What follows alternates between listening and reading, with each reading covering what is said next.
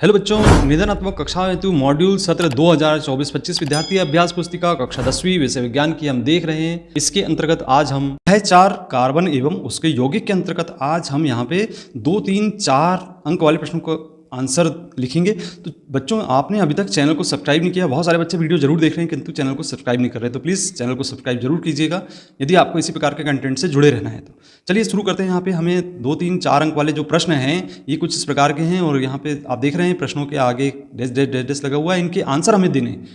तो बच्चों 2 अंक वाले पहला प्रश्न को देख रहे हैं। यहाँ पे पहला प्रश्न है सहसंयोजी आबंध किसे कहते हैं। तो इसका आंसर आप कुछ इस तरीके से देंगे और इसमें आपको ये भी बताना है कि कार्बन यौगिकों के मध्य किस प्रकार के संबंध आबंध होते हैं। तो इसमें लिखेंगे आप 2 परमाणु के बीच इलेक्ट्रॉन की साझेदारी से बनने वाले आबंध को हम सहसंयोजी आबंध कहते हैं। कार्बनिक यौगिकों के मध्य सहसंयोजी आबंध होते हैं। अगला प्रश्न है दूसरे नंबर का, जिसमें आप देख रहे हैं हाइड्रोकार्बन क्या है। उदाहरण देकर हमें इन्हें समझाना है।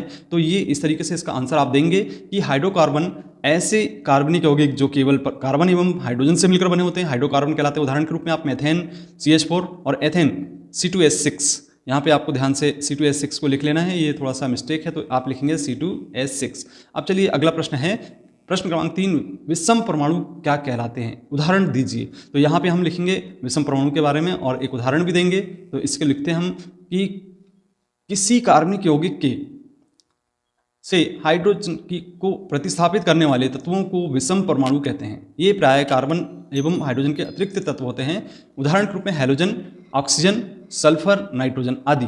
अगला प्रश्न है चौथे नंबर का, जिसमें आप देख रहे हैं यहाँ पे लिखा है प्रतिस्थापन अभिक्रियाएं किन्हें कहते हैं। तो बच्चों इसका आंसर देंगे आप कि जब किसी कार्बनिक यौगिक से एक हाइड्रोजन परमाणु को स्थापित करके कोई विषम परमाणु या परमाणु का समूह उनके स्थान को ग्रहण कर लेता है तो अभिक्रियाएं प्रतिस्थापन अभिक्रियाएं कहलाती हैं। 5वां प्रश्न है कि एस्टरीकरण क्या है। एस्टरीकरण किससे कहते हैं। तो इसको हम लिखते हैं इस तरीके से, यहाँ पे आप देख रहे हैं आंसर के रूप में कि कार्बनिक अम्ल एवं एल्कोहल की अभिक्रिया के फलस्वरूप जल के अतिरिक्त बनने वाले पदार्थ एस्टर कहलाते हैं तथा उनके बनने की यह अभिक्रियाएं एस्टरीकरण कहलाती है। अगला प्रश्न है बच्चों, यहाँ पे किण्वन से आप क्या समझते हैं। बहुत ही महत्वपूर्ण प्रश्न जैसा कि यहाँ पे है और इसका आंसर लिखना है आपको। वे रासायनिक अभिक्रियाएं जिनमें जटिल कार्बनिक यौगिक एंजाइम की उपस्थिति में धीरे धीरे सरल कार्बनिक यौगिकों में अवगठित हो जाते हैं, किण्वन कहलाते हैं। इसके बाद अगला प्रश्न है बहुत ही महत्वपूर्ण, जिसमें आप लिख रहे हैं कि साबुनीकरण से आप क्या समझते हैं। तो इसका आंसर देंगे कि क्षारों की वसा तथा तेलों के जल अपघटन की अभिक्रिया स्वरूप साबुन बनने का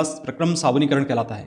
अगला प्रश्न है प्रश्न क्रमांक 8, जिसमें लिखा हुआ है कार्बन एवं उसके यौगिकों का उपयोग अधिकतर अनुप्रयोगों में ईंधनों के रूप में क्यों किया जाता है। तो इसका आंसर देना है बच्चों इस तरीके से कि कार्बन एवं उसके यौगिक हमारे ईंधन के प्रमुख स्रोत हैं। ये दहन के फलस्वरूप उसमें ऊर्जा उत्पन्न करते हैं, इसलिए इनका उपयोग हम अधिकतर ईंधन के रूप में करते हैं। अगला प्रश्न है 9वें नंबर का, जिसमें लिखा हुआ है कठोर जल में साबुन से उपचारित करने पर झाग के निर्माण को समझाइए। तो यहाँ पे समझाया गया है कि जब हम जल में उपस्थित कैल्शियम मैग्नीशियम लवणों से अभिक्रिया कराते हैं, ऐसे में झाग उत्पन्न करने के लिए अधिक मात्रा में साबुन का प्रयोग करना पड़ता है।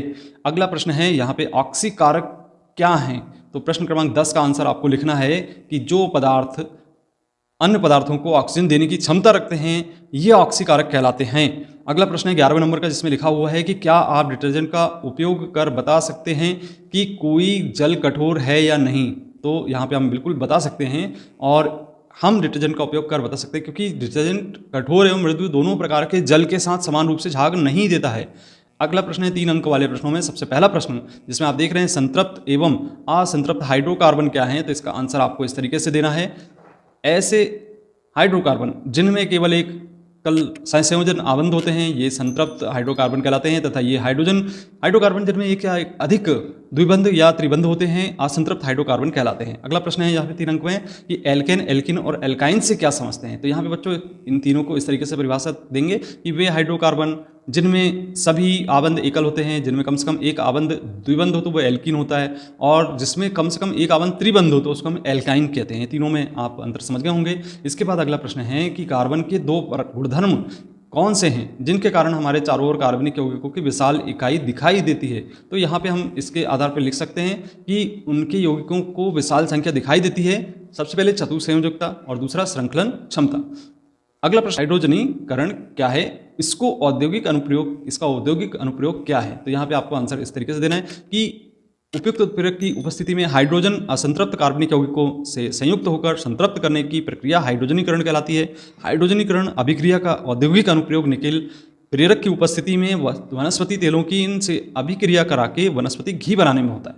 अगला प्रश्न है, आप जैसे कि देख रहे हैं कि समवायी एवं समवायता से आप क्या समझते हैं। तो इसका आंसर ऐसा देना है आपको कि समवायी एवं समवायता जब एक ही अणुसूत्र द्वारा दो या दो से अधिक कार्बनिक यौगिक प्रदर्शित किए जाते हैं तो कार्बनिक यौगिक समवायी यौगिक तथा उनका यह गुण समवायता कहलाता है। अगला प्रश्न है कि क्रियात्मक इकाई या क्रियाशील समूह किसे कहते हैं, 4 विभिन्न उदाहरण दीजिए। तो यहाँ पे आपको परिभाषा देखने को मिल रही है कि किसी कार्बनिक यौगिक में विशिष्ट प्रकार से जुड़ा परमाणु या परमाणुओं का वह समूह जो उस कार्बनिक यौगिक के अभिलाक्षणिक गुणों के लिए उत्तरदायित्व होता है और क्रियात्मक या क्रियाशील समूह कहलाता है। उदाहरण के रूप में यहाँ पे OH एल्कोहल का उदाहरण दिया गया है और COOH कार्बोक्सिलिक का उदाहरण दिया है और CHO एल्डिहाइड का उदाहरण दिया और CO कीटोनिक का उदाहरण दिया गया है। इसके बाद आपको 4 अंक वाले प्रश्नों में सबसे पहला प्रश्न है कि साबुन की सफाई प्रक्रिया समझाइए। तो यहाँ पे आपको आंसर देखने को मिल रहा है साबुन की सफाई प्रक्रिया के अंतर्गत कि साबुन का अणु 2 भागों से बना होता है। पहला लंबा हाइड्रोकार्बन वाला होता है और दूसरा सोडियम युक्त छोटा अम्लीय भाग होता है। इसमें R जल विभारकी तथा एक आयनिक अम्लीय सिरा जलरागी होता है। जब गंदे कपड़े को पानी में साबुन के साथ मिलाया जाता है तो साबुन के कण अणु जो आयनिक भाग जलरागी होने के कारण जल में विलय हो जाते हैं, जबकि साबुन के अणु का दूसरा भाग जलरागी होने के कारण तेल या ग्रीस वाले भाग से संलग्न हो जाता है।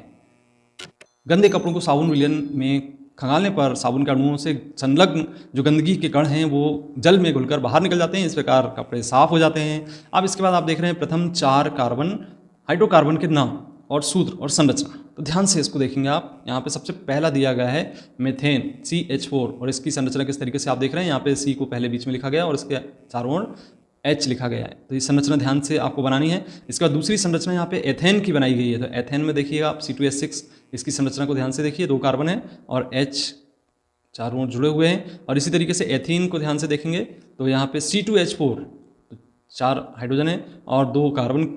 और इसी तरीके से C2H2 एथाइन, इसमें भी देखिएगा डबल बॉन्ड लगा हुआ है। ये डबल बॉन्ड भी, इसका भी आपको ध्यान रखना है कि दोनों जगह पर डबल